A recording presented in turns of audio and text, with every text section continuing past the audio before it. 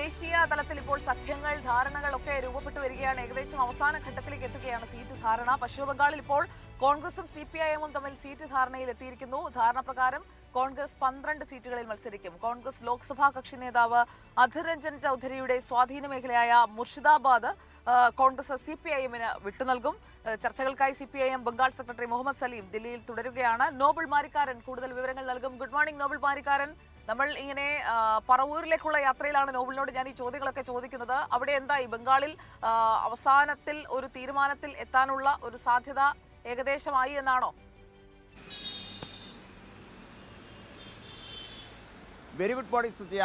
കോൺഗ്രസിനെയും അതോടൊപ്പം CPM-നെയും സംബന്ധിച്ച് പശ്ചിമ ബംഗാളിൽ അവരുടെ സഖ്യവുമായി ബന്ധപ്പെട്ട ചർച്ചകൾ അതിൻ്റെ അവസാന ഘട്ടത്തിലേക്ക് എത്തിയിരിക്കുന്നു. ഏറെക്കുറെ സീറ്റുകളിൽ ധാരണയായിട്ടുണ്ട് എന്നാണ് ഇപ്പോൾ പുറത്തുവരുന്ന വിവരങ്ങൾ. ഇതിൽ 34 സീറ്റുകളിലാണ് ഇപ്പോൾ ധാരണയിൽ എത്തിയിട്ടുള്ളത്. ഇതിൽ 12 സീറ്റുകളിൽ കോൺഗ്രസ് വിട്ടു നൽകാനാണ് ഇപ്പോൾ തീരുമാനം ആയിരിക്കുന്നത്. അതോടൊപ്പം തന്നെ ISF-ന് 6 സീറ്റ് നൽകും. നേരത്തെ തന്നെ ഇടതു പാർട്ടികൾ 16 സീറ്റിലേക്ക് അവരുടെ സ്ഥാനാർത്ഥികളുമായി ബന്ധപ്പെട്ട ചർച്ചകളും അത് പ്രഖ്യാപിക്കുകയും ചെയ്തിരുന്നു. നിലവിൽ തൃണമൂൽ കോൺഗ്രസ് അവിടെ ഒറ്റയ്ക്ക് മത്സരിക്കുന്ന സാഹചര്യത്തിൽ ഇന്ത്യ സഖ്യത്തിൽ കോൺഗ്രസും അതോടൊപ്പം ISF-ഉം ഒപ്പം CPM-ഉം ഒരുമിച്ചാണ് അവിടെ മത്സരിക്കുന്നത്.